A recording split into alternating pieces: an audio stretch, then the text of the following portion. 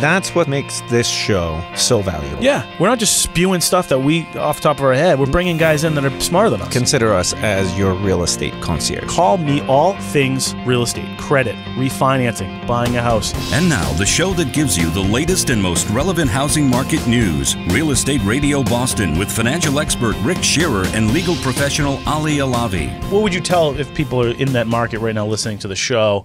What would you kind of prep them as far as if they're contemplating maybe putting their house on the market? You know, if you know you want to sell, you should really be starting 6 months out, maybe even further, and having a professional come in, having your real estate agent come in and kind of walk through the property with you. Buyers nowadays, they want to be able to walk in, buy something, and really not have a tremendous amount of to do. I mean, it doesn't have to be perfect, but it should be clean. It should be slightly updated, or at least the whole house should be around the same time. You don't want a brand new kitchen and a 50-year-old, set of bathrooms. Yeah. Right. You really want to get that house prepared. Price point is going to be number 2, making sure that you're not just trying to get 30 grand more than everybody's telling you that you can get. Right. Really pricing it aggressively. If you do that, experience shows that you're going to get the house sold fairly quickly. You're going to get probably at or close to list price, maybe even over in this marketplace. And you're going to move that house, and it's not going to sit. But on the flip side to that, you can also go in and say, no, don't spend your money on that. Yeah, we do it all the time. When I listed my house in South Boston, I was like, I'm going to do the new vanities and do this and spruce up. He goes, no. Yeah. You're gonna take the vanities out. You're gonna open up another can of worms. You're gonna replace them with a vanity that doesn't cover the tile. Yep. Now it looks stupid. And literally, I'm like, okay.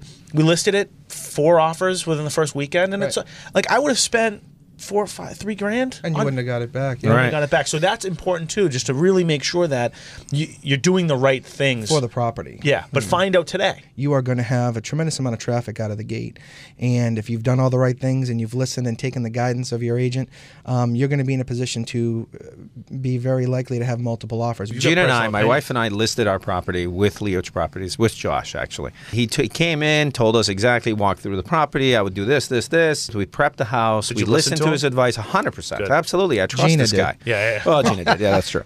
We had the property on the market for 4 days. Yeah. We had 5 offers. And we had an offer that was significantly over the asking price. Now, he had told us this is essentially what your range is. Yep. I wouldn't go any farther than this. He was as trusting and caring and transparent as possible, and blunt. And that's what I love about him. He came down and he sat down and he goes, hey, I wouldn't accept this offer. It's up to you guys. You guys are running the show. I'm your advisor, but I wouldn't take this offer. The highest price. The highest price. And he goes, this property is never going to appraise for that.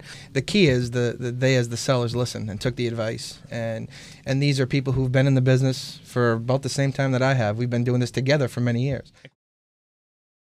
Do you think that condominium associations in general are sort of overstepping their boundaries by creating these massive restrictions in the condominium documents? I'm going to give an example.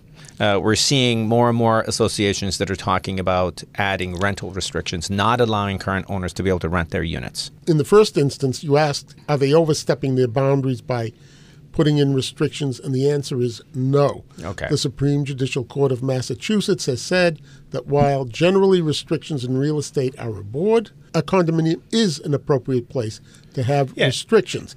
But with regard to the rentals, there comes a question of whether or not the rental restrictions are restricting sales. Mm-hmm. Well, it's a really interesting issue, and you can argue both sides of the coin on this.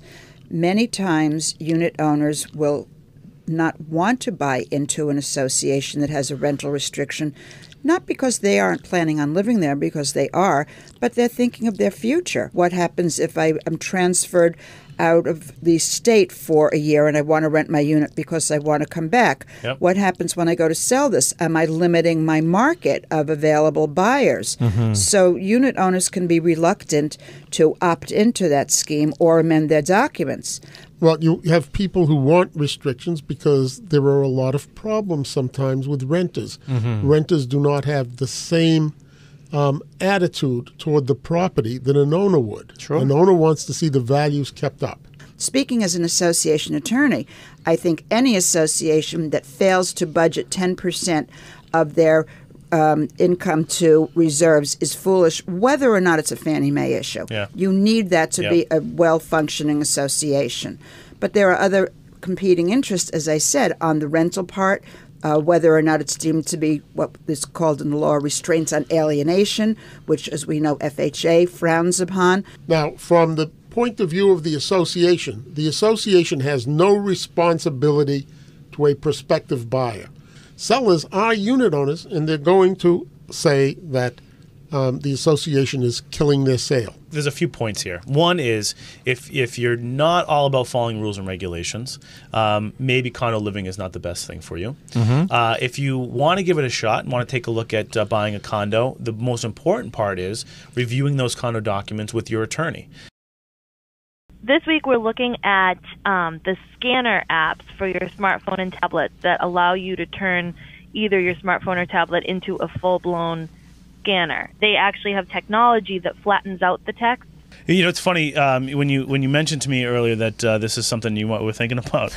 I thought to myself, I called Ali one day and I said, "Hey, meet me for drinks outside." And he goes, "All right, I just can't do anything until I take my closing package and I scan it into my office." And I'm like, "How are you going to do that? Samba? I don't know if Samba's got a scanner." He goes, "No, I've got this app on my iPhone. I can take pictures of it. It scans it to my office, goes to record, and I'm fine. I can sit here and have drinks with you all night."